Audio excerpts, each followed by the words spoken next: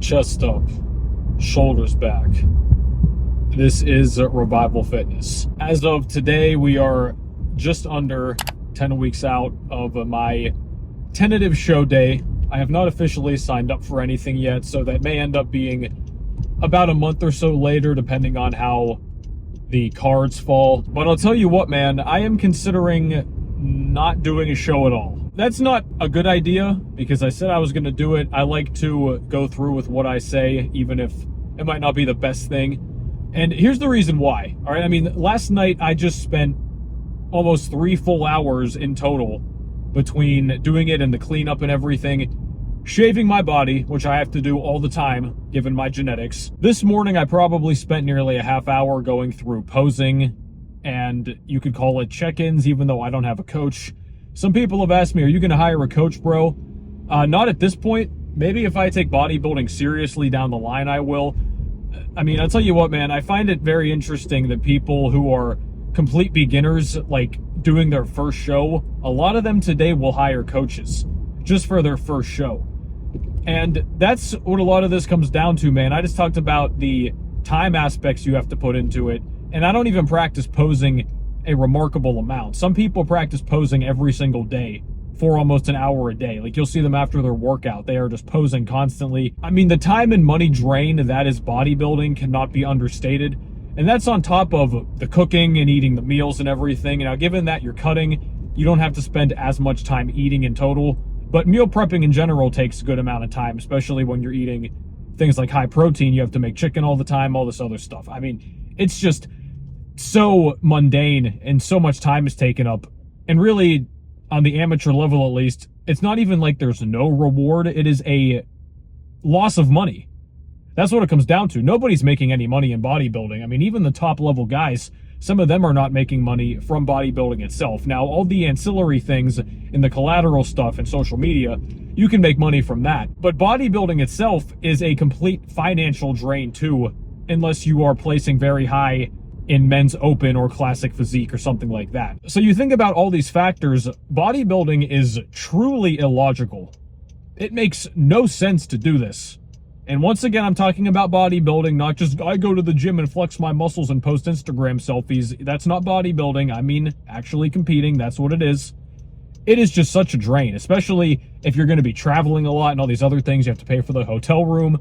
You have to pack all your nonsense, especially if you are flying.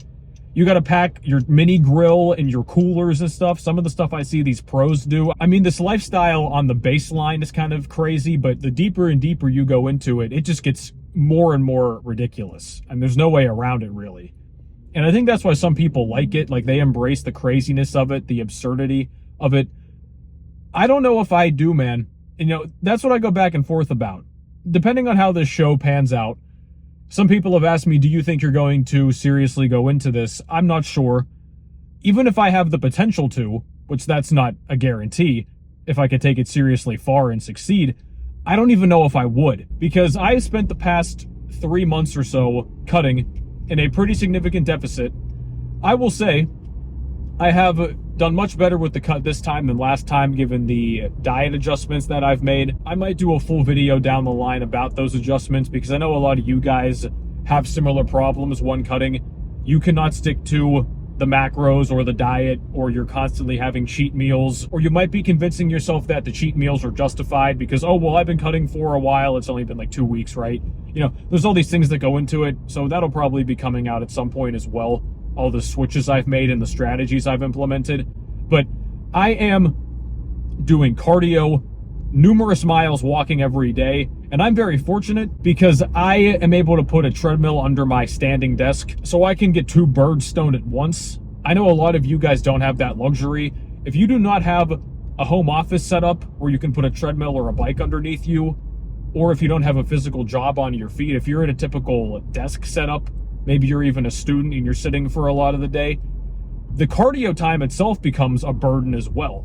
I mean, in total, I'm doing probably bare minimum of 60, that is the base level, but realistically closer to 90 minutes a day of cardio. But beyond all of that, because I can handle that for a number of months, I think most people can if you're really into fitness.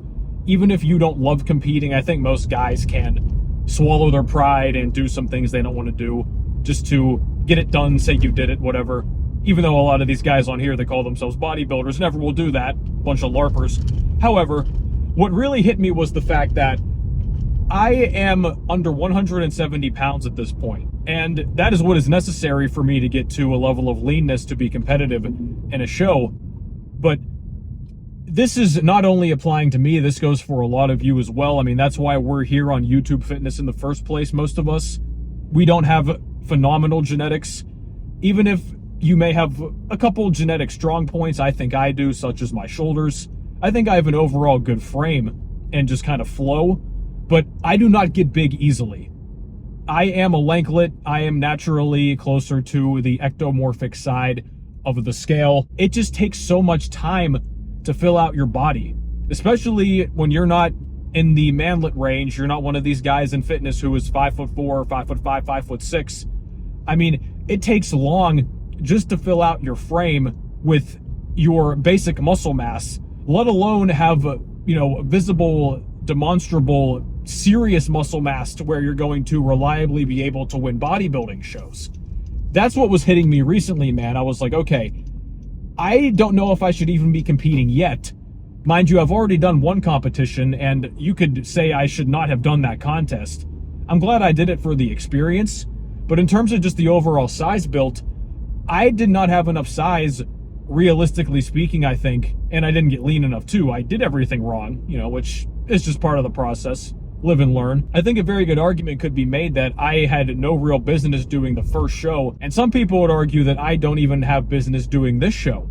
Not even as like a hating thing, just generally speaking. I've heard a lot of older guys who've competed say the prerequisite to compete and to have a chance on a serious level, not just winning like a local show, but if you want to take this far, which I still don't know if I want to do, but I've heard guys say the precursor to being a competitive bodybuilder, if you've trained exclusively or mostly natural up to that point, is 10 years of training.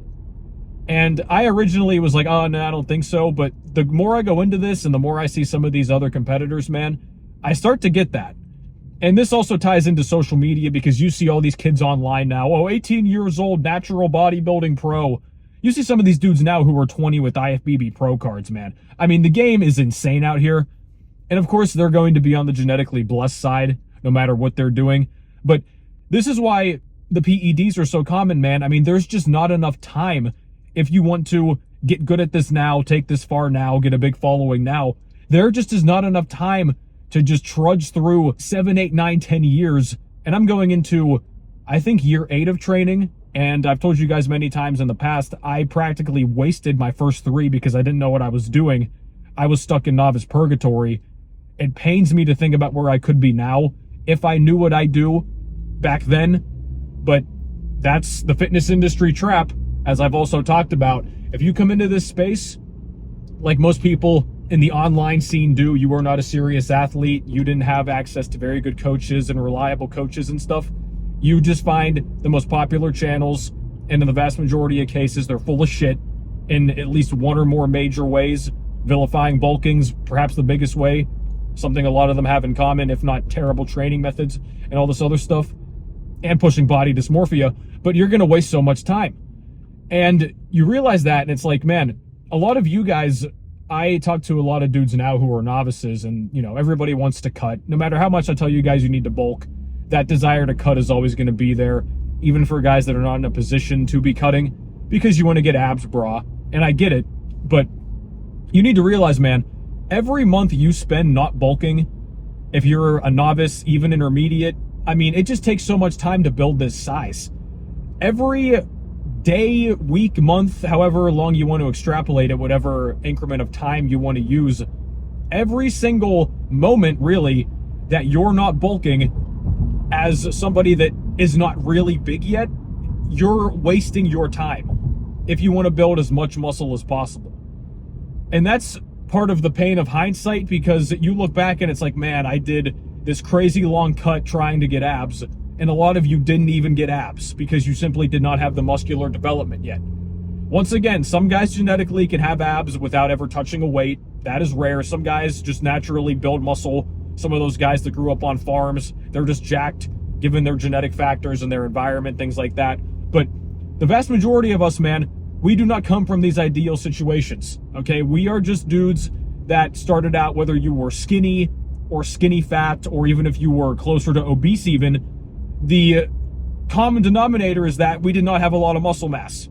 We have to trudge away to build that muscle, to get that lean tissue. So I would say I'm definitely in a much better position now. But after this show, man, I mean, I don't think I'm going to do any shows past the point of June. I think that's going to be the cap for me in 2024, because once again, I need to bulk, especially if I want to be competitive. We'll see how that pans out. Regardless, though, I want to get more size in general. Man, it just takes so much time, just so much effort, so much food. There's no way around this, guys. I mean, even if you want to go the PED route, too many of you guys, you believe, based on what you see online, that you're going to do with just 1 or 2 modest little cycles, and you're going to pack on all this size and reach the so-called natty limit. This is a common thing that's been around in fitness for a long time. Hey, bro, I want to do a cycle or 2. So you want to basically make the gains that would take you a decade to make in the span of a year. That's essentially what this comes down to. Then I'll come off all the stuff and never go back on again. I'll come off and maybe do a PCT, whatever, and I'll have all that size, and I did it, and I can wipe the slate clean, and I can be fully natty from that point forward. And hey, man, maybe you can do that, but the chances of that happening and working out how you envision it are very, very, very low, man. Okay? I'm trying to warn you guys now, because that's something a lot of young guys fall into. They want to go for that, and you're going to end up being on PEDs for the rest of your life in a lot of cases, or at least you're going to be dealing with side effects for a while, and you're not going to gain as much muscle as you think you're going to gain, because you guys have been lied to for so long. Like, oh, just a little TRT gives this crazy result. Oh, just a typical beginner Reddit cycle gives this much. It's like, man, you guys are in for a rude awakening, dude. But no matter how you do it, because I don't do the whole virtue signaling natty thing here, it takes so much time, bro, to build this serious size. The amount of size that you need to look good lean, it's probably more than you think. Because you see all these ripped up models on the internet. You got to understand, guys, that you can chase the abs and chase being lean as much as you want, but without a very good muscular base underneath that, you're not going to look good when lean. That is the ultimate disaster cut a lot of guys go into, because they will cut for months and months, and they still can barely see their abs, if at all, and then they lose some size at the same time, and then you put them in a small size shirt, and it's baggy on them. I mean, dude, that'll just ruin your body image, truly. And then, as I've talked about in the past, too, that's why guys do the desperation dirty bulk after they do their cut, because they're like, well, shit, I've lost size, I barely had any to begin with, now I look just sickly, I look like a twig that has a squirrel that's chewed into it a little bit. Okay, well, screw it, I'm gonna eat everything in sight and get huge. And then you're gonna dirty bulk and gain a bunch more fat than you need to. I mean, man, there's just so many ways that you can fall into this yo-yo dieting trap. A lot of you guys, man, even if you're not competing, because I'm sure a lot of you are like, well, dude, I'm not gonna do that, why do I care? Even if you just want to get the lean beach body, if you want to cut down for a trip, if you want to just do a basic photo shoot and get better dating app photos, I mean, whatever it's gonna be, man, anything to where you need to cut for a decent amount of time. And a lot of you guys struggle with cutting in general. I mean, dude, a lot of guys I've talked to, they struggle heavily to get below even 13, 14% body fat consistently. That, again, is going to play into the diet in a lot of the cases, and cravings and behaviors and other stuff like that. But no matter what you're doing, man, if you need to cut for any significant length of time, and if you're going to get noticeable results, it's going to be at least a number of months. If you're going to do that, you want to make sure you have the muscle built first. And that's where so many guys go wrong. But still, I was even thinking about this last month. I was like, is it worth competing? The money you pour into it, you got to register for the federation, register for the show itself, register for one class, if not multiple classes, which every class you enter is an extra fee. Well, it's the same fee. It's going to be over $100. I mean, the tanning, man, it's just the amount of money and time you spend with this. And then you're going to cut down and oftentimes be unhappy. Even if you're not totally unhappy with the look, if you're going for something more competitive, you may not place very well at all. And then you're going to sit there and think, okay, why did I spend those 4, 5, 6, 7, 8, 9 months cutting whenever I could have just been gaining size the whole time and then competed next year or whatever? Because the stage is always going to be there. The photo shoot you might want to do is always going to be there. There's always going to be photographers. right? The beach is always going to be there next year too, right? I mean, guys, there's no need to rush these things, but on the same token, you also need to realize that time is of the essence, right? You can't be dilly-dallying and wishy-washy and like, okay, well, I'm going to cut for a little bit. Oh, I don't want to cut, then I'm going to bulk for a few months. Oh, I'm too scared gaining too much fat. You got to commit to something and stick with it. And for the vast majority of you, unless you are legitimately obese or very, very overweight right now, you need to be bulking. That's what it is, man. Even if you're skinny fat, you can watch my old video on skinny fat. I'll link it in the top corner. But you guys need to spend the vast majority of your time, whether you are a bodybuilder or not, compete or not. If you want to get big to the point where you stand out in public, fill out your clothes, you are a guy in the gym that everybody knows, you walk in, it's like, oh, there's that guy. He's big, he's jacked, right? If you want to stand out in terms of your physique, you're going to be spending the majority, you could even say the vast majority of your time in the gym and in the kitchen and eating and lifting and this whole lifestyle, you're going to be spending that in a surplus. You're going to be bulking. Bulking is inevitable. I mean, you could say all roads lead back to bulking. And people, you know, joke with me about that, and they still make the maingaining jokes and everything, and I'm kind of like a meme about bulking because I have so many videos about it. But I talk about this so much, guys, because it's inescapable. And we just have to keep going back to it because there's always new people finding this channel. And I still get comments all the time from guys who say, hey man, recently found you, I started bulking. I made more gains in the past 4 months than I did in the past 4 years. This is what I'm talking about, man. So I still plan on competing this summer. The exact date might change, but this is just something I thought about and I gave it a lot of consideration. I thought, you know, maybe it's not worth it, bulk for another year. I mean, man, most of the time you guys have seen me on YouTube since 2020.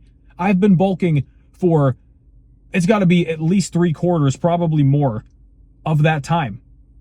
And I'm making this video because you guys have to understand this too, man. You have to commit to this long term, bro. This is one of the reasons a lot of you guys never get the results that you want.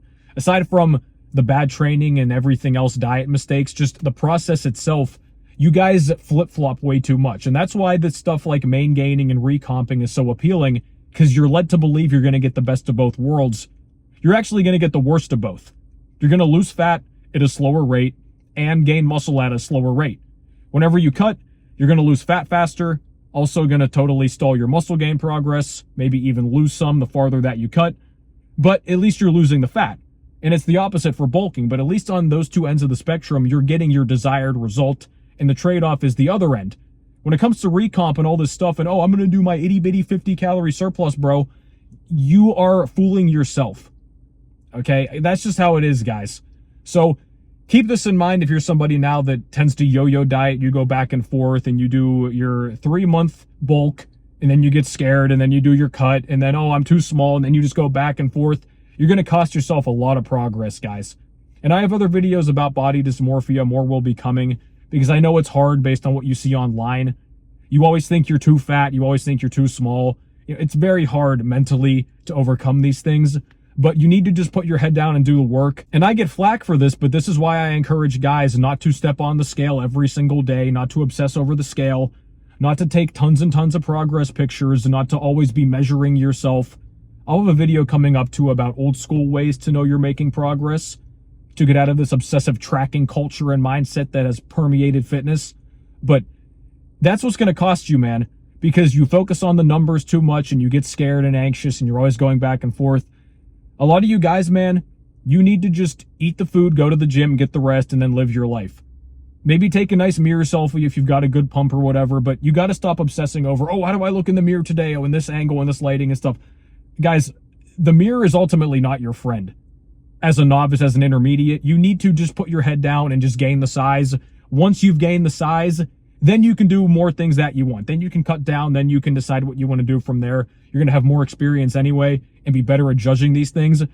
But a lot of you guys have just got to get this internalized. I'm saying this trying to help you.